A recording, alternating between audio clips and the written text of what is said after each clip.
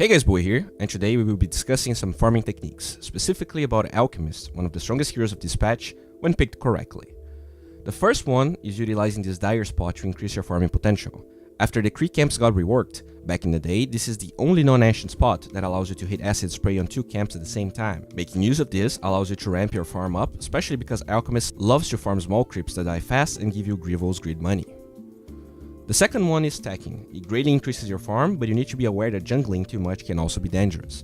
Then he loses his mid tier 1, and you can see that even after stacking here, he TPs mid, not only because you don't lose HP or mana to farm lane creeps, but because they give you more golden experience. Jungling should be a complement to lane farm, or something you do when you're completely hopeless. Even after dying several times and already being high level enough to jungle, then he constantly was mid to not only defend his tier 1 tower, but get experience. Look how then he pushes the creep to the tower and then rotates jungle to the most optimal spot instead of the other ones. This is more of an addendum, but if you check then his skill build, this reflects pretty much the standard nowadays. A lot of players think that maxing Grievous grid is the way to go because they want to farm as much as possible, but without extra points in acid spray, you actually farm very slow. You can get away with 3 points in acid, but less than that is just painfully slow to farm, and you will not benefit enough from Grievous grid to compensate. Another common technique when farming Alchemist is doing what Dandy does. Not only he's stacking, but look how he drops the skill. By doing it like this, the creeps spend way more time walking than they do hitting you, maximizing your HP. This might not be super noticeable since Dandy is already level 11, but in the earlier levels, something like this might be the difference between surviving a gank later down the line or not. Speaking of surviving ganks, Dandy gets away with murder by 50 HP here. Efficiency is always important.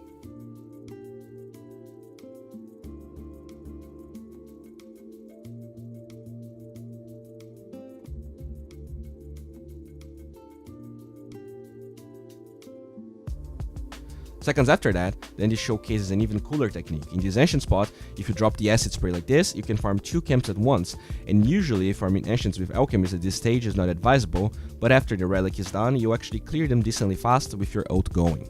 Look how he focuses the ancients because the medium camp will pretty much die naturally to the acid spray, so he would be wasting hits on them. He just attacks once to re-aggro. The last thing I want to talk about is how he rarely acid spray creep waves after getting Radiance and Blink Dagger. You already cleared him fast enough, and a lot of the times it's just overkill. He would rather use it to draw aggro from multiple camps to speed up his farm or to get kills. More often than not, sending your illusions to jungle camps is more advised than to the lane, just because the experience is still a big part of this hero. Obviously, if you're feeling unsafe, you can always do it, or you can acid spray the wave to clear fast enough and then get out.